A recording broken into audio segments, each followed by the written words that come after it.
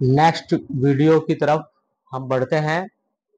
Office management का ये part 2 है और जिन स्टूडेंट्स के पास ऑफिस मैनेजमेंट के नाम से कोई भी पेपर है उनके लिए इम्पोर्टेंट है।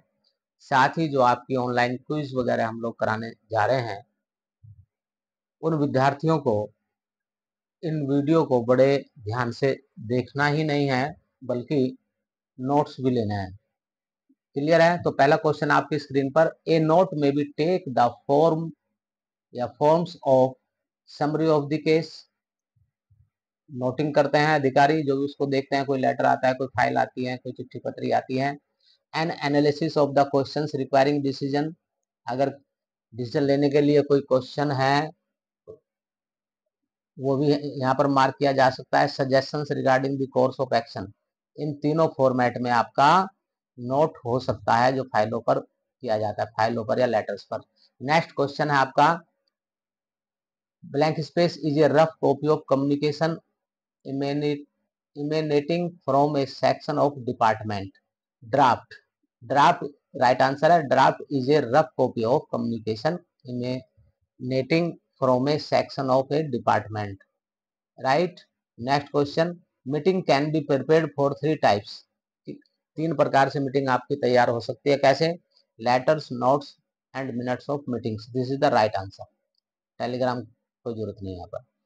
लेटर्स, नोट्स और minutes of meeting. Minutes of meeting के बारे में क्या है कि जो मीटिंग का एजेंडा होता है, जिस विषय पर मीटिंग होती है उसके संबंध में जो भी कार्रवाई हो की जाती है वो मिनट्स ऑफ मीटिंग कहलाते हैं। Next question, letters return, letters return to customers, salesman, agents, supplier,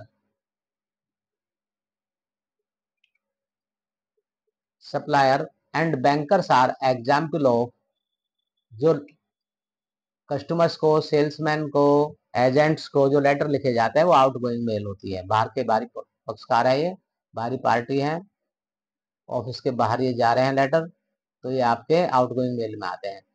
next question, the steps in outgoing mail handling are. Outgoing mail का मतलब जो ऑफिस से बाहर डाक जा रही है। क्लियर है? इसमें आपको कई सारे ऑप्शन दिए हैं और राइट ऑप्शन इसमें आपका है सी, 42136। इन क्वेश्चंस को हम जो है एक बार 421, ये इसका सही सीक्वेंस है। क्लियर है? इसको बड़ा ध्यान से देखना। 42136 ये इनका सबसे पहले for preparing the mail, mail तैयार करेंगे। क्लियर है? उसके बाद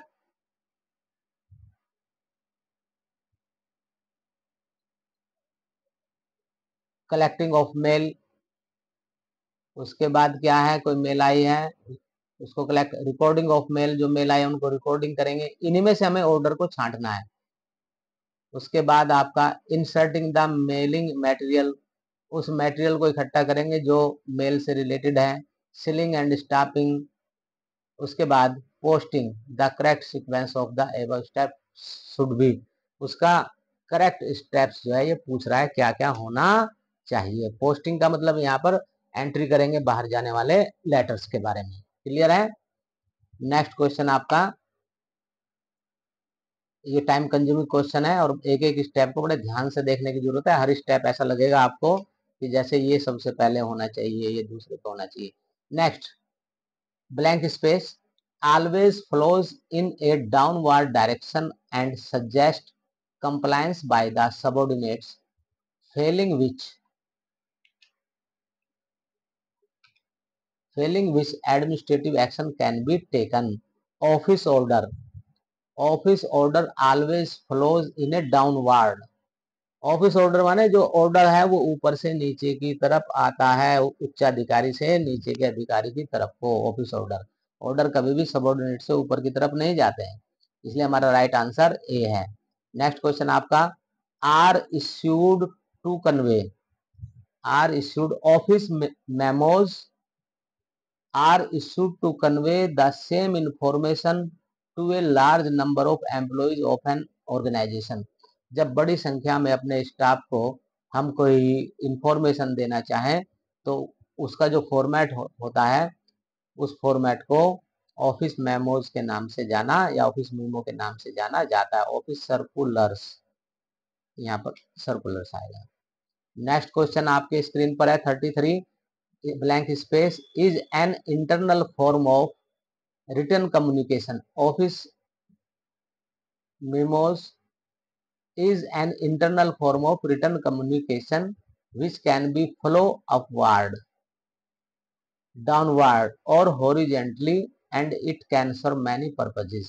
ऑफिस मेमोज ऊपर की तरफ भी जा सकता है, ऊपर से उच्च अधिकारियों से नीचे की तरफ भी, और समतुल्य इक्वल जो ऑफिस बेरर्स हैं उनकी तरफ भी भेजा जा सकता है, यूज किया जाता है, राइट। तो इसलिए हमारा आंसर ऑफिस मेमोज था उस क्वेश्चन के लिए। A report is written for a clear purpose and to a particular audience.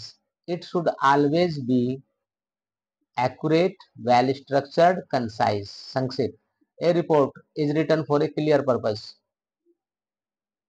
तो ये तीनों गुण उसमें होने चाहिए, accurate, well structured, concise. Next question 35 need for disposal of records arise due to, किस कारण से जरूरत होती है? डी, ऑल ऑफ स्टोरेज की कमी हो, फाइलिंग और स्टोरिंग कॉस्ट बढ़ रही हो, और रिकॉर्ड जो है लगातार बढ़ता जा रहा हो, तो तीनों ही इसमें सही है और हमारा आंसर डी होगा, all of the above. FAR की full form fixed assets register. यहाँ पर फिक्स्ड एसेट रजिस्टर जो है फार की फुल इंफॉर्मेशन है, फुल फॉर्मेशन है, क्या बोलेंगे इसको हम, full form. Blank space machine is used to record speech on different